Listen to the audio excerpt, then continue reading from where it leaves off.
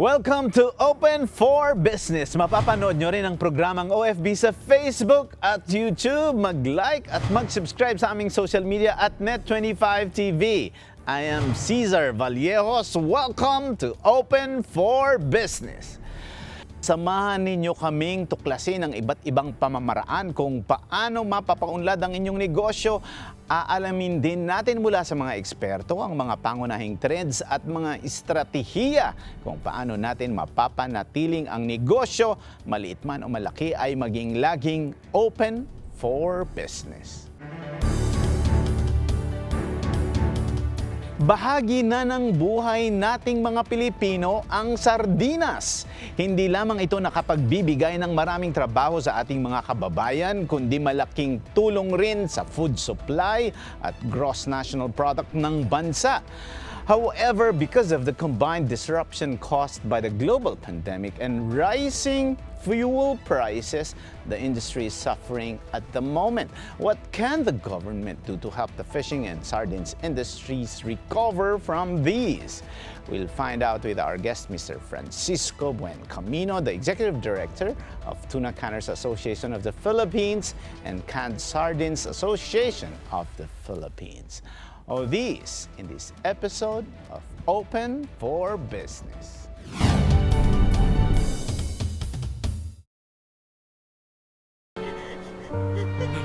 Kumanda ka!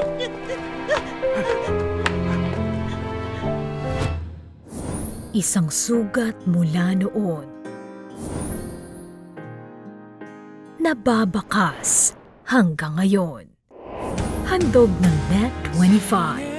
Ang Korean novela na magbibigay pag-asa na maghihilo anumang sugat at ang araw ay muling sisikat. A Place in the Sun, simula June 27, alas 8 ng gabi, dito lang sa Net25. Panalo tayo pag together, walang talo pag together, let's stand together sa Net25.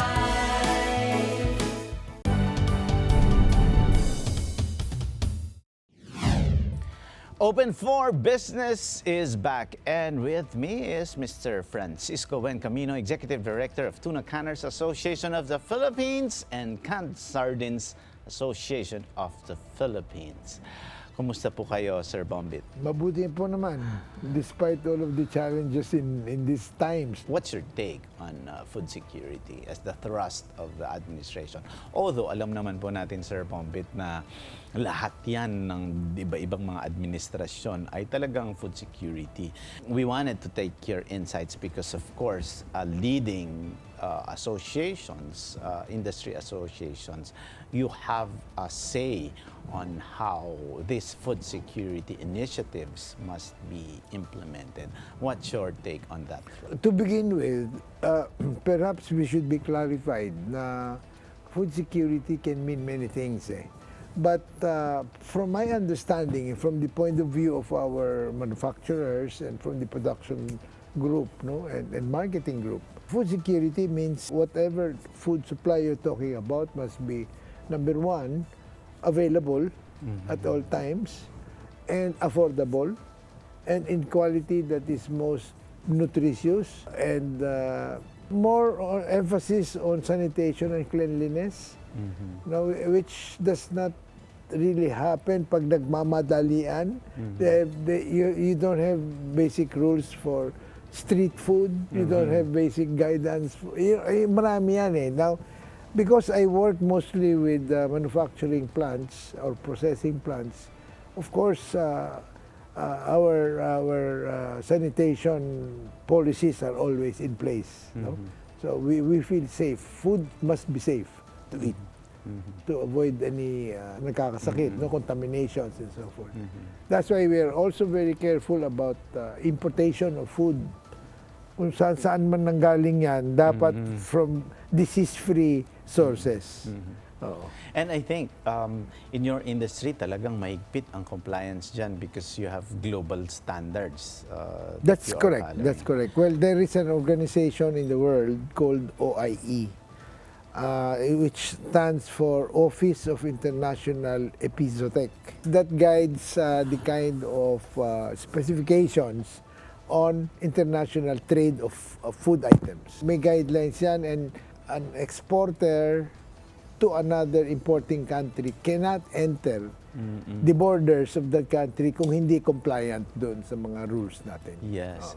Sir Bombit, pag-usapan po natin yung role ninyo sa industriya being one of the key leaders in these associations. These are large corporations, organizations, and of course, their contribution to the economy is significant. As a matter of fact, based on the research po, although this was years ago, the Philippines is number 4 pagdating sa world canned tuna exports. And tuna is currently one of the Philippines' largest seafood export. So, sa palagay nyo po ba ay masusustain po ba natin ito? Tataas ba yung ranking natin? Ano po ba yung mga challenges na nakikita ninyo? When you talk of tuna, you're talking of a variety of fish that is highly migratory, which really means it travels to chase its food and to seek its comfortable, viable environment. Kaya may problema tayo pagka ang Pilipinas mainit o malamig ang tubig because of La Nina and El Nino. We lose the source, no, of fish, yung ating fish. So that's a challenge for us because we now have to go to the waters of New Guinea, Papua New Guinea, PNG. We have to go to the waters of Indonesia where they are plentiful. And then doon sa Pacific Commons, which is composed of 4 pockets, we are only fishing on pocket 1 because that's where we are allowed to fish. Okay? Maraming tuna ron. Pero yung highly migratory, dala-dala nila parating umiikot yan. Ang problema sa tuna, which very few people know, is that it exists as a school of tuna only around the belt of the globe, which is about 15 degrees above the equator or below the equator. I see. They don't grow or they don't become viable beyond that area. So they don't go up above or down below? Ano lang yan, umiikot-ikot lang yan. Yun ang ating hinahabol. But not all waters allow us, Philippine flag fishing vessels, stay in Philippine waters. Now, we Gano'n use... sila kadalas dumaan sa Pilipinas? Or is there a specific season then? Can you project which month? We try to catch them by radar. It's very sophisticated. It's very sophisticated ang catching. The gears are different, from one vessel to another, iba-iba. The net size is also regulated. You cannot have very small or very large fish because you'll have a lot of bycatch. No? Yan ang problema. So, ano ang nakikita nyo po dito? Are there some initiatives or activities that have to be done? Because I think in 2020, I think that was a bad year because in terms of catch, and 2021 in terms of recovery. So, ano po yung nakikita nyong paraan? Do you see that there are some improvements? Viable? Yes, to remain viable? Yes. Yeah. Canned tuna is a specific product which has variants, no? We can go into loins production, we can go into other fresh tuna. Pero ang grupo ko, which is the canned tuna exporters, we stay with skipjack tuna, which is a smaller tuna para ilata. Because hindi mo ilalata yung pinapakita nila sa General Santos Pier na, buhat-buhat ng mga tao na malalaki. That's for sashimi. That's for sashimi in Japan. No? We stay with the small skipjack tuna. We have yellowfin from time to time, but these are more expensive to catch. So may variants yan, may variants. one of the reasons that we may have remained viable is because we have sought other markets than our traditional trading partners, which is US and Europe.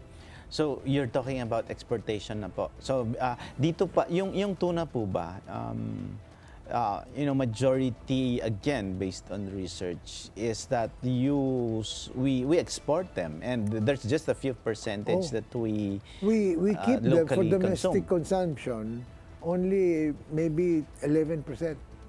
The rest are really All going exported. And then you said you are expanding the markets. Traditionally, you said it's US and Europe. Ngayon po, ano pa yung mga Oh, nadagdag? we're going to different other countries, no? That take on loins and tuna in pouches rather than cans. Maraming variants, no? So our creativity in what kind of products to export is what has kept us above water. No, buhay, so to speak, above water and tuna. So, pero marami pang ibang problema yung tuna, no? Because, for example, a main problem we have is that main source natin ng raw tuna as raw material for canning is Indonesia before.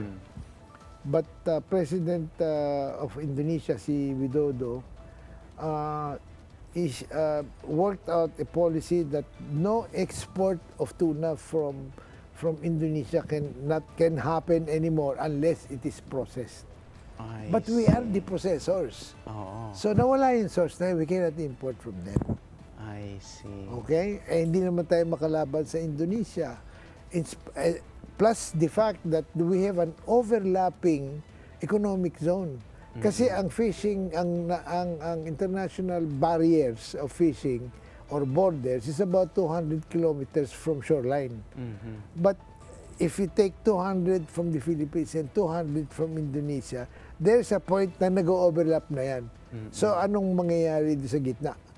Nag-aagawan na ngayon ng isda riyan. You see? So, yeah. So, Sir Bombit, pagdating pala sa tuna industry, talagang kinakailangan yung mga bilateral na agreements. We need FTAs. Yes, FTAs. We need FTAs. No? So, this is not the typical industry that you don't necessarily deal with other governments. You're not selling marbles, no? You know this is difficult. It's really become very difficult. So, speaking of agreements, meron po kayong posisyon doon sa RCEP, yung sa the Regional Comprehensive Economic Partnership Agreement. So, ano na po ba ang nangyari doon? We endorsed it. In principle, we endorsed it, but we submitted our observations of where there can be a problem. In the same manner that when we joined the WTO, World Trade Organization, the Philippines was required to consent to signing a convention agreement on 27 items, no? 27 convention agreements. And any violation there can lead to what they call yellow tagging or red tagging. Yung pagka yellow tag ka, may warning ka na limited na yung ability to export to a country. Pag red tag, you're automatically out of the market. You're not allowed You're anymore. black na. Yeah, when we were given the yellow tag before, about 2012 yata, 2013, it was on the move of Spain, who is the largest fish producer and fish marketing in the world. They control about 60% of fish in the whole world. So, lumalaki tayo. So, there is always a time that they will try to oppose us to put us down. Okay? I see. So, my group, we went to Spain to champion lobby. ourselves, to lobby and to champion ourselves. And I proved to them that the yellow tagging is not true because they were saying, hindi na kayo pwede dahil binalik na you're offering to death penalties. Death penalty. Death penalties. That is a violation. I No, see. yun sa drugs. Kung marami, So hindi mo- even so parang something that's Kasama lahat, unrelated to the industry, To the to the industry. fishing industry. So it's Kasama really lahat. more of parang they Yes. talk about foreign policy, ganun na yun, and foreign position. And then the buyers, foreign policy position. The buyers require that we are dolphin safe or dolphin free. Bakit? There is another phenomenon of tuna that tuna can be found where dolphins are swimming. They are nursing each other together. So ang pagka nagsisearch ka by radar ng isda, nahuhulihin mo, pag nakakahanap ka ng dolphin, sigurado may tuna sa ilalim nun. I see. So, What's the behavior po? Bakit sila magkasama? Nobody can explain that. No? Basta magkabarkada sila. Parati magkasama. I see. Parati magkasama. Ngayon, ano nangyayari? When you want the tuna, tatamaan mo na sigurado yung yung inevitable. dolphin. Oh. No? I see. So, hindi ka na safe. Hindi ka na dolphin safe dahil may napapatay ka. And then, Hindi na nila tatanggapin yung export mo. I see. What was the process of lifting the that yellow process tagging? of, Parang will it fighting take it- time, ganyan? Parang, Hindi na, ngayon, we're clear on all yeah, that. we're clear, at but the moment, how no? long were you able Well, to? the FTA, the trade agreements, will last for, I think, 15 years, no? 10, 15 years. Tapos nag-graduate na, nagiging free trade na yun. So, Ayun. there is a time of parang, we graduate out of it. No? I Yung mga see. restrictions. So. I see. Sir Bombit, punta naman po tayo sa sardinas. Alam nyo, napaka-paborito naming topic ang sardinas. Karaming gusto ng sardinas. Dahil 2 taon po tayong nabuhay dyan. So, based on this data, sardines make up around 15% of total fish catch and is one of the most accessible protein sources for Filipinos. Kumusta naman po ang industriya ng alam ko, noong pandemic, sila yung, malakas. Sila malakas. Everybody was relying on that, no? At saka during campaign periods, donations are coming from sardines as well. Yeah. Yung calamities especially. Calamities, we are the weeping horse of all LGUs who try to feed the damaged people, no, yung calamity injured, no, pinamimigay nila sardinas. Kaya agawan sila noon sa sardinas. Problem of sardines catch, especially in the Zamboanga area, is we can only operate 9 months in a year. Bakit po? The 3 months is allocated to what they call closed fishing season.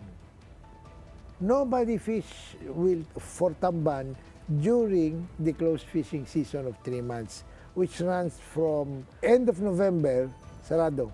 Why? What happens during those months? It's to fertilize the sea with more fish. Yung papadami, papaanakin, inaalagaan natin yan. No? Otherwise, mauubusan tayo ng isda. So, only 9 months in a year. So, 12 months of the year, 3 months, wala kang catch. So, all the first 9 months, you will catch and store. Akala nila napakarami ng inventaryo. No, kaya hingi ng donation nito, donation. Pero pag naubos yung, mawala kasi hindi kami makakatch. You cannot add on. Number 1 problem, yan. But that's a policy that's practiced not only in the Philippines but in other countries. So standard, international. International. No? So, number 2, we have a problem of delineating, hiniwalay natin ang municipal fishermen or waters for fishermen and commercial fishing. Which means, what's the implication there? The implication is the commercial fishing is about many kilometers away from shore. And bangkas of municipal fishermen, which are motorized and do not have refrigeration, they carry blocks of ice, can only travel about 3 kilometers. And ang cut-off is 15 kilometers from shore. So bago sila makarating doon sa end area nila, tunaw na yelo, ubos na yung gasolina. So walang pakinabang ang municipal fishermen. And we've been trying to tell the government, fix that issue and that concern. of where municipal waters was. Because before, in many years ago, ang delineation was not kilometers or distancing. But? It was on fathoms. Gaano kalalim? I see. No, gaano kalalim? I Kung see. kunyari 3 kilometers pero ang fathom naman ng tubig mo is about 7 fathoms. Pwede kung pumasok ang commercial fishing. Kasi deeper siya, siguro Deeper, more sophisticated technology. Yes, at saka mas malalaki ang catch. Pero kung inilimit mo to 15 kilometers, na ang bangka naman ay hanggang 3 kilometers na, ano mahuhuli niya? So, disadvantage yan sa municipal fishermen. I see. We are lobbying again to change the measurement here. No? So, Sir, during the pandemic at kahit po ngayon, mataas the demand for sardines is Continuous. still Strong. high. It's Strong, very yes. strong. But ang tuna, madali mo pang maipaliwanag at I learned from you now na nasaan ang tuna kasi migratory siya. Pero pag sardinas, tayo ba ay nawawalan din? Nasaan ba ang sardinas? At bakit hindi, daw? nandyan siya, pero yun nga, bawal nga hulihin eh. Because of the close fishing, the 9 months is not sufficient to meet the demand of the nation, of the country. Kaya kailangan nag-i-store ka, nag-i-import pa yung iba. So in terms of, growing this, napag-usapan po natin kanina na dahil, because, tuna, I'm sure with the sardines industry, then it's also capital intensive because you have to, put this manufacturing plants and of course, the maintenance, canning plants. So, malaki po yung mga workers dito. I think, again, there's about 48,000 workers employed in commercial fisheries, and I think this is more, or... Well, about the same number, not in fisheries, not in fishing, Okay. but in canning. In canning. In canning. No, Okay. the fishing group is even far more pa sila. Yes. Ang problema namin dyan, gasolina. Because you do not catch this fish by swimming after them. You have to use boats. You have to use fishing vessels. And they consume a lot of diesel or bunker fuel, no, whichever the case may be. Ay, ang taas-taas na ngayon. Yan ang kasunod kong tanong. Dahil tumataas na ang gasolina na naman, paano ito makaka-apekto sa fishing and sardines industry? Endangering the main viability because the DTI also has a policy of controlling prices. Whether it is right or wrong is not an issue for discussion today, no? But or with you. But this is something that we need to work out with the Justice Department. And, kasi law yan by law yung under the Price Act, yung SRP. No? SRP is suggested retail price. Yes. Our position is, the reason it's suggested, it is to protect the buyers. Yes. Correct. But they have Consumers. choices. They have choices. They don't have to buy SRP products. They can buy other things kung kaya nila. Yung hindi may kaya, tiisin ninyo yung SRP. But this is of lower quality because these are economic products. No? But not less not less nutritious. Ang kanyang protein content is going to be the same as any yun lang flavoring, that sort of thing. And then the cans are easy open. Yes. Yung iba is plain ends. Brilata kailangan mo. Wala ka namang ipin. Ay, lalo na kapag pandemic, siyempre kung wala nang makukuhang mga, sharp objects or knives doon, mahirapan ka na. Sa calamities, the people, floods, the people are on their roofs. You throw to them for food, yung hindi easy open. Paano bubuksan yung dilatang yun to eat? That's why we need easy open. Ang mahal ng easy open cans. So ngayon po ba ang nakakaapekto talaga dyan sa sardinas ay more on the increase of gas prices? Paano naman po yung... I see. Gas prices. Gas prices. Tsaka SRP. I see. Some of the sardines companies cannot sell lower than what DTI says. Ito lang ang presyo ninyo. Cannot. But being, one of the heads of, associations, what's your position po? Are there initiatives or, lobbying plans to, somehow make it better? Well, or the Price Act allows government and the DTI to freeze prices during certain conditions, like what are calamities. these? Okay, calamities. Either freeze price or charge companies for profiteering. No, meron din penalty yun.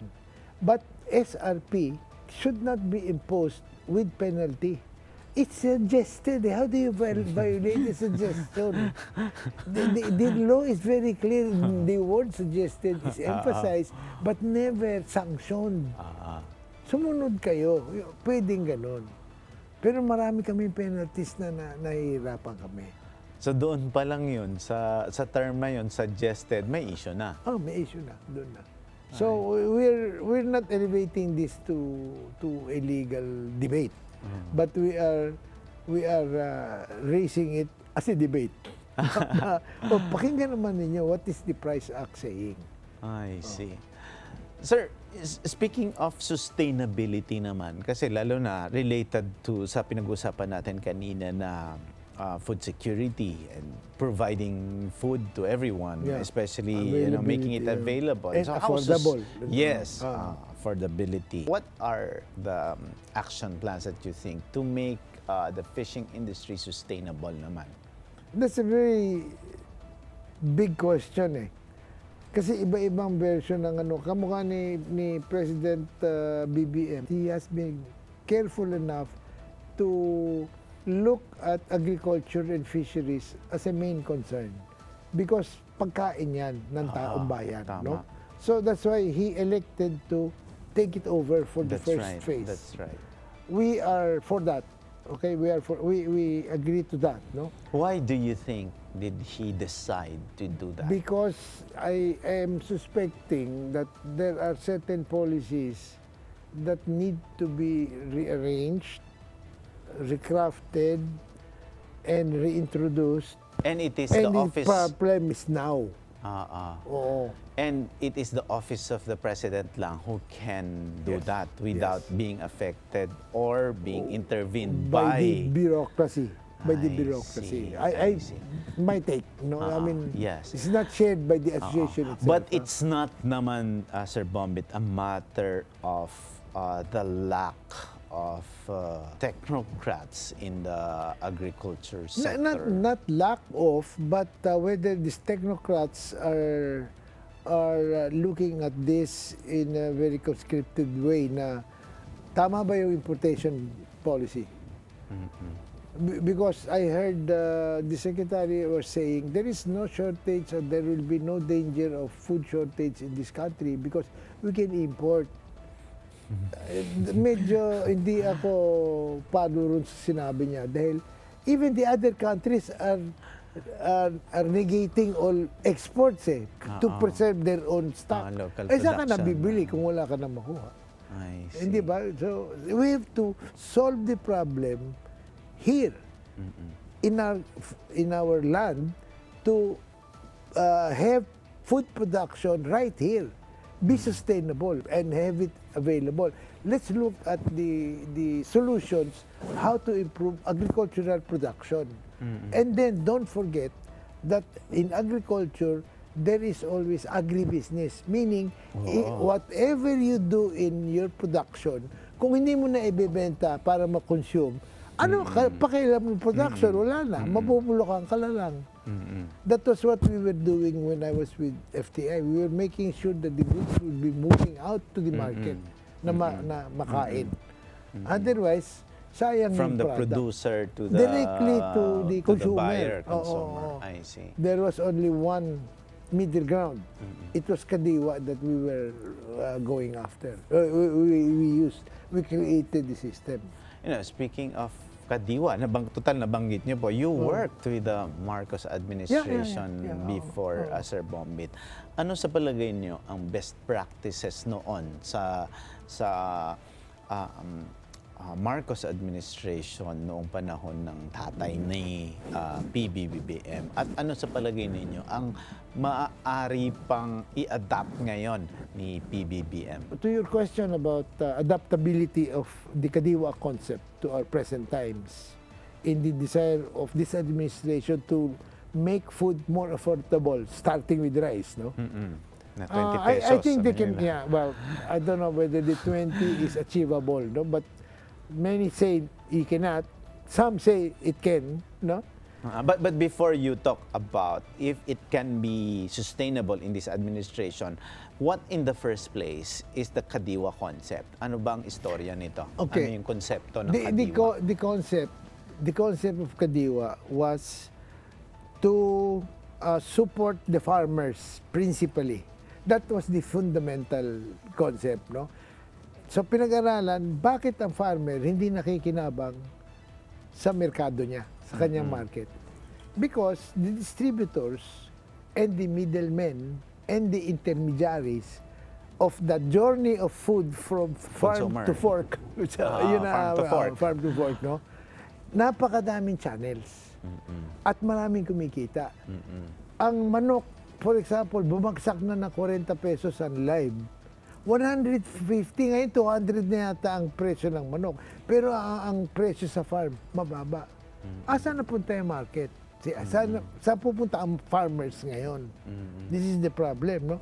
Now, what was Kadiwa's concept was, remove that. Let's have a straight tube and channel to the consumer. When we set up Kadiwa, that's what we did. We bought directly from the farmers.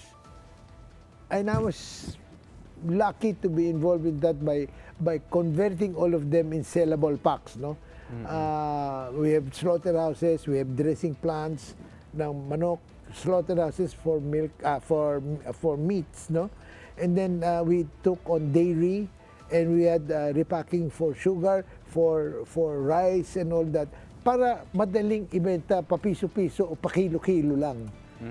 No, diretso. Wala na yung middleman. Wala yung cost na yun sa gitna. And we were able to reduce the food So it's cost to about 70%.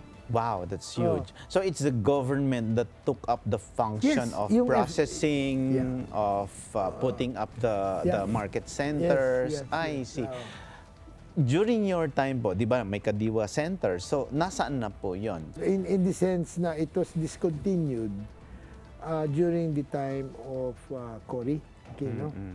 When she took over, I was still at FTI. I got retained by the Minister of Agriculture noon, si Mitra, Monsing Mitra.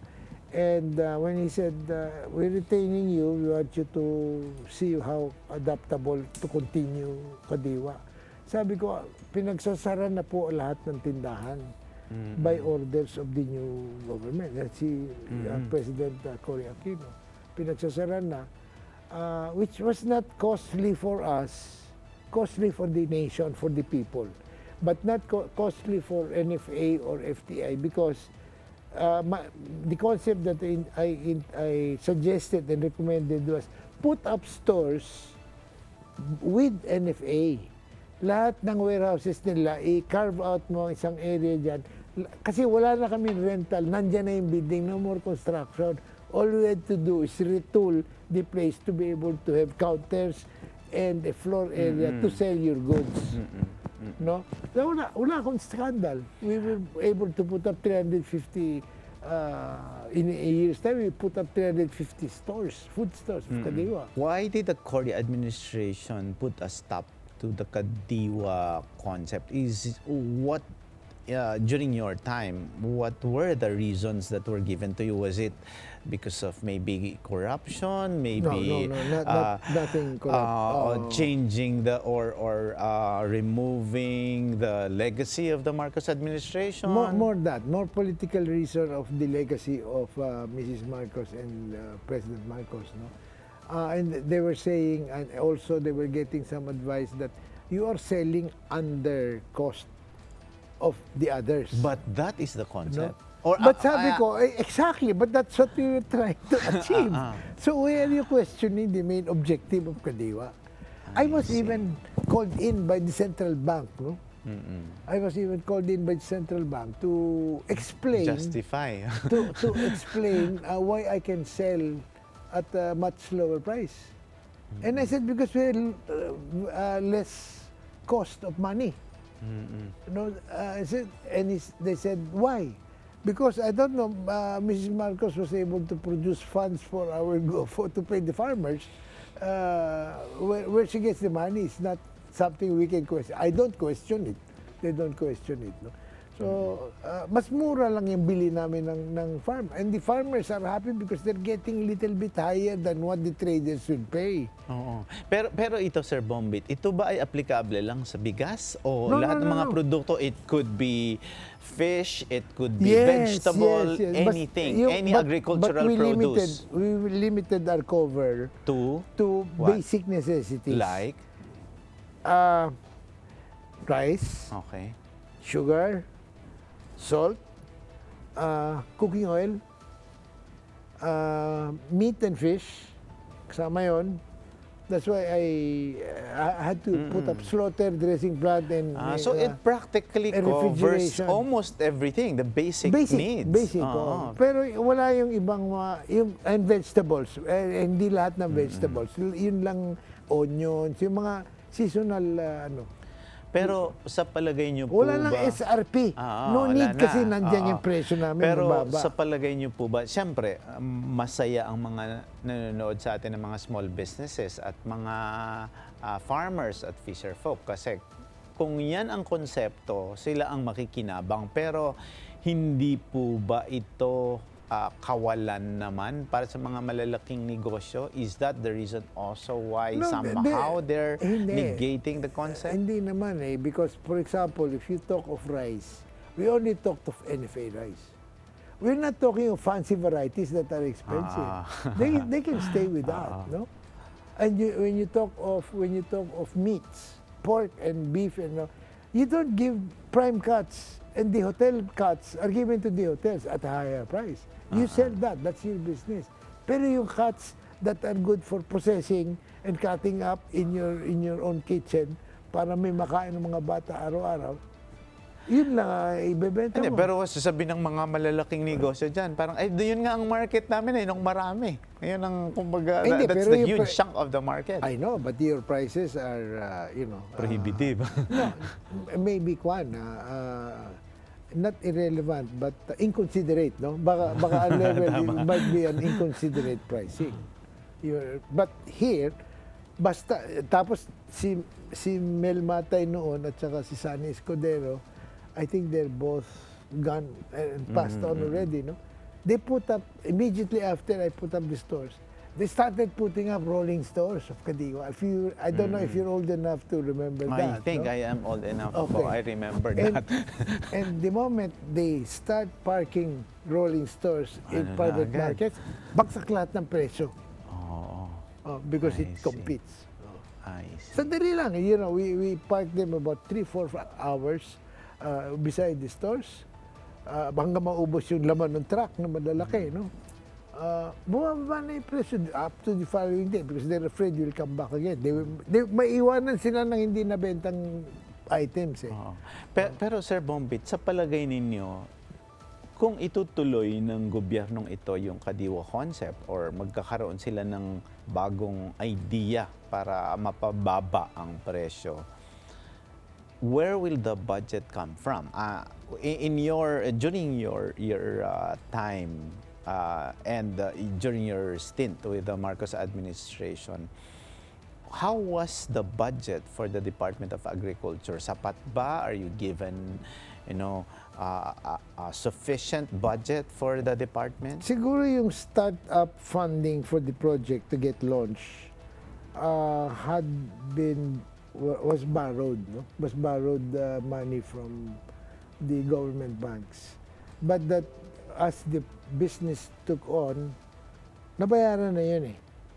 Wala namang hindi nabayaran dyan eh. So there are no debts that were uncovered, no? And we had a good volume of business. I talk about what mga 2 to 3 billion a year. At that time, that's very big money. Malaki na yung turnover namin, enough to be effective. I think we reached a total of more than 500 stores nationwide. Pero puro LGUs lang ang ginamit namin. Even the word LGU was not existing at my time. Di ba? Wala pa yun noon eh. Oh. I see. Yeah. Sir, we're lacking out of time, but Okay. before I ask you to, give your insights or messages or suggestions to both the private and public sector of your ideas on, food security, we'll go to this segment where we call it #Debunk. So I will ask a question and then you can just respond to it. Okay. So the first one po is this. Is it true that canned seafood is not as nutritious as fresh fish? Not true. Because the formulation that is approved by the National Nutrition Board is approved by them and specified din sa aming formulations na there must be so much protein, and you avoid certain trans fat, and yung mga ganon, nandun lahat yan. That's why it's better. As a matter of fact, it is better. Okay. Now, going to the next one. Is it true that canned seafood is not as fresh? If it's canned, of course it's not fresh. It's only fresh when you catch it and then you cook it, no? Okay. I think that's not a fair question. No, I think the concept there or the context there is that the freshness of it for Raw consumption, material. the raw material. Yeah.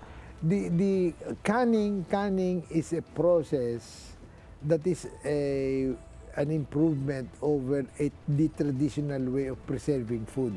What is the traditional way? Talk of fish. Tuyo. Okay, tama.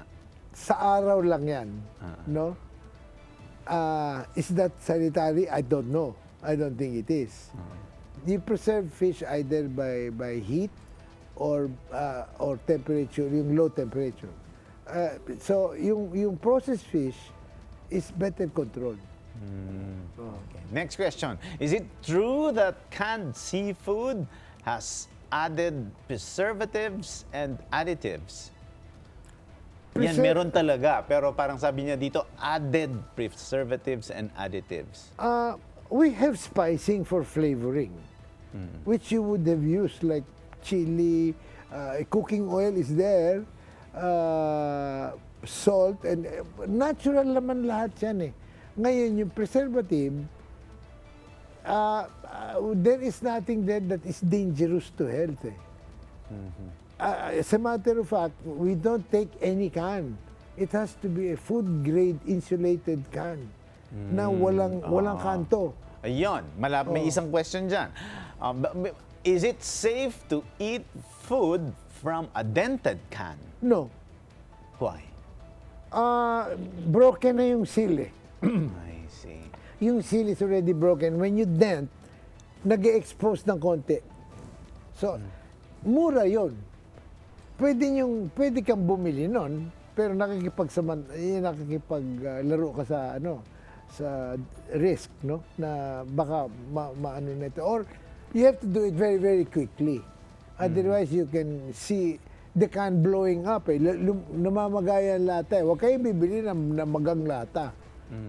Poisonous na yun. That will kill you. What is the lifespan of sardines? Until when is it safe to eat? Very short. Sardines' life after catch is very short. It has to be frozen and canned right away. Not immediately right away. What I'm saying is it should not be left just like that, no? That's why we have this 3 months closed fishing season. Because pagka sumobra ka sa period of livability, of viability, bulok yun, mabubulok na yun. It's not safe. We would like to also seek for your message not only to our viewers but also to the new administration, to the President as the new Department of Agriculture Secretary. Ano po ba ang pwedeng magawa pa ng administrasyon para lalong lumago ang industriya ng tuna at fishing sector at makakatulong sa ating mga maliliit na magsasaka at mga mangingisda. Oo. Well, okay, thank you. First, thank you for the opportunity to have expressed my views here. Although I will be careful about saying that these are my views and not necessarily representing what my association. But on tuna, there is more a need for the new administration to look at better conditions of free trade arrangements, of free trade agreements, FTAs. Importante yan. Because our export market is really it's a good market, it's a strong market, it will continue to be strong. It has weakened because of the pandemic, but it continues to be a viable market, no? So, yung interaction lang with our buyers abroad is what is necessary. Especially Europe has many conditions against us. We even have to put up CSR, corporate social responsibility programs, if they want to buy from us, no? Yun ang isang mga problema. That's one. And on the sardines, I've been always asking the Department of Fisheries or the Bureau of Fisheries to put up in fishing areas small blast freezing plants and cold storages, because we cannot bring back municipal catch quickly back into the commercial plants. That is a business that every LGU or every cooperative can go into, no?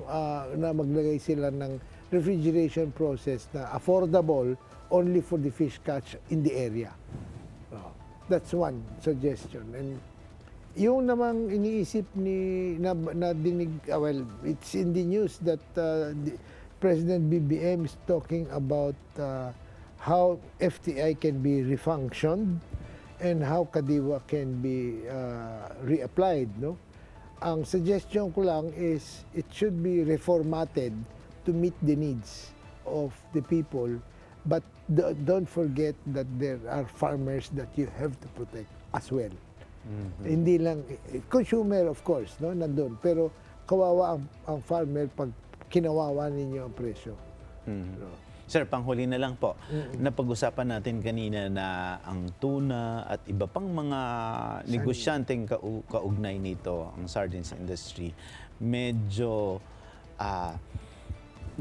mas makikinabang, at ito ay industriya na maraming na kinakasangkutan ng mga malalaking kumpanya at korporasyon. Paano naman po yung mga maliliit na players sa industriya? Ano po ang suggestion nyo? What are your suggestions, concrete action plans that you think can be given to them to help them thrive also?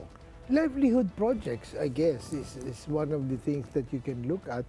For example, you can help the municipal fishermen catch the fish, and then you give it to them because they'll know how to take care of it in their own markets, no? Wag na kayong kaya nahihirapan ibang tanong na, saan ibebenta ito?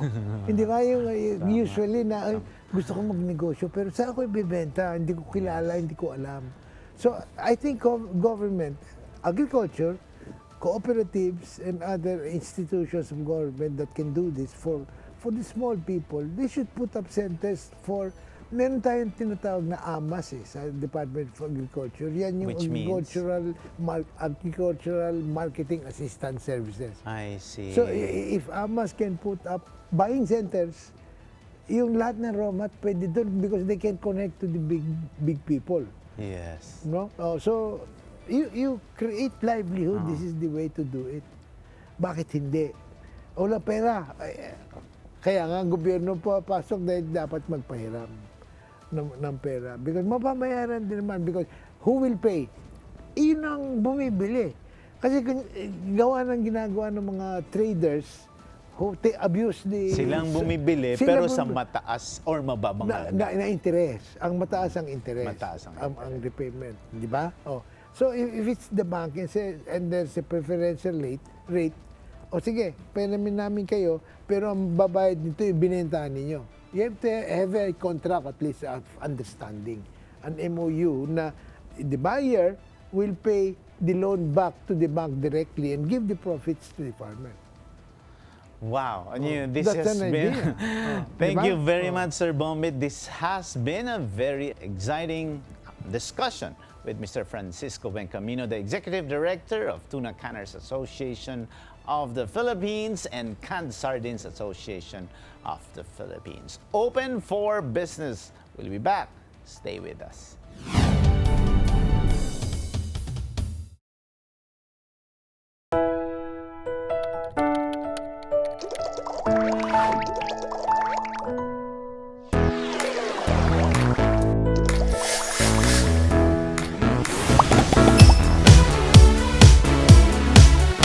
Welcome on board.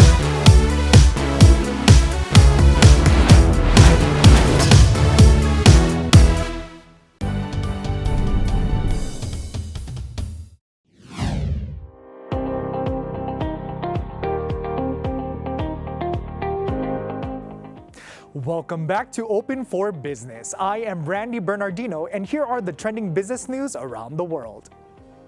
CSC allows flexi work for government workers. The Civil Service Commission, or CSC, has approved the policy allowing a flexible work arrangement for government workers.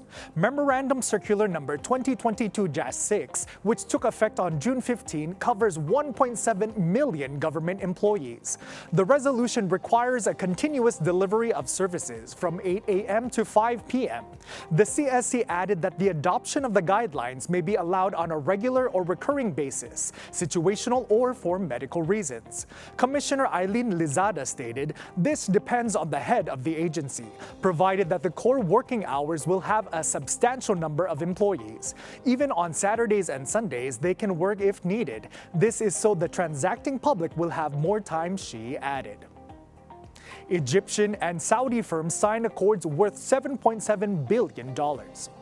Saudi and Egyptian companies signed agreements worth a total of $7.7 billion during a visit to Cairo by the Saudi Crown Prince, reported by state media in both countries. The deals were related to infrastructure, logistical services, port management, agri-foods, the pharmaceutical industry, fossil fuels, renewable energy, and cybersecurity, Egyptian daily Al Aram said. The Saudi Investment Ministry said the agreements aim to enhance investment and economic cooperation between the two countries. The Arab world's most populous country, Egypt, has a state budget of around $160 billion and is grappling with public debt reaching around 90% of GDP.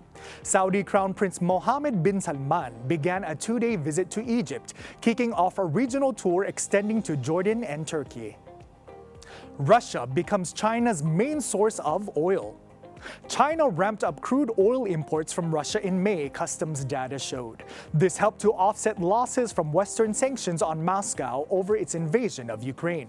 The spike means Russia has overtaken Saudi Arabia to become China's top oil provider. The world's second biggest economy imported around 8.42 million tons of oil from Russia last month, a 55% rise on year. China bought $7.47 billion worth of Russian energy products last month, about $1 billion more than in April. China has been Russia's biggest market for crude oil since 2016. And now on to our Tech Buzz, where we find out the latest trends in technology. Today we learn, how does crypto mining work? Crypto miners use special computer hardware to do the complex mathematical cryptography required to confirm each transaction on a blockchain. This process, called proof of work or POW, requires miners to complete billions of calculations in order to verify a block of transactions. Proof of stake or POS is another consensus mechanism by which crypto is created, but POW is common to many forms of crypto. And now on to our job hunting tip, where every week we provide you with tips for first-time job seekers, for those wanting to advance in their careers, or even those wanting to start fresh and change professions. Today's tip: go beyond online job boards. Don't limit your chances by browsing job boards alone. Jobs posted online receive very high application numbers, meaning your CV can get lost. Lots of organizations use agencies instead, so find ones that specialize in your field and register with them. Remember, when you meet the agency, it is another job interview, and you need to make a good impression there too. Listen to any advice they give you and act on it.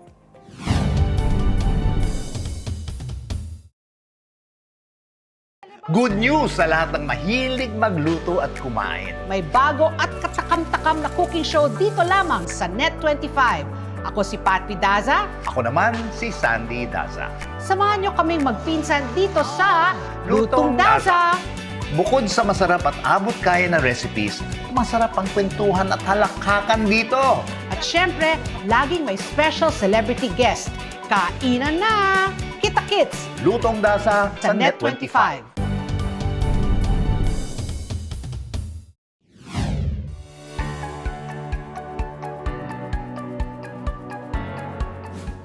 Open for Business is back, and our buzzword for the week is sustainable fishing. It means leaving enough fish in the ocean and protecting habitats and threatened species. By safeguarding the oceans, people who depend on fishing can maintain their livelihoods.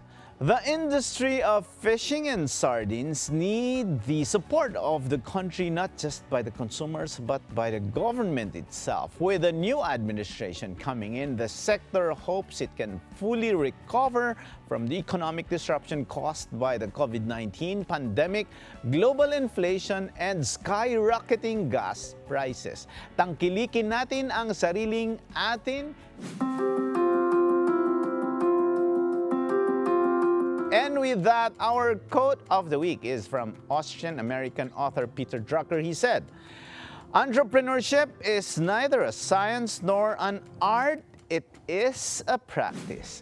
Maraming salamat sa inyong panonood ng Open for Business. Thank you to our guest, Mr. Francisco Buencamino. Samahan ninyo kaming muli sa Open for Business sa susunod na linggo. Learn more insights from CEOs, thought leaders, industry experts, and SMEs promoting business development in the Philippines, keeping you informed and open for business, and be ahead of the curve from vision to action. Panoorin din ang programang OFB sa Facebook at YouTube. Mag-like at mag-subscribe sa aming social media at Net25 TV. Para sa Open for Business, ako po si Cesar Vallejos.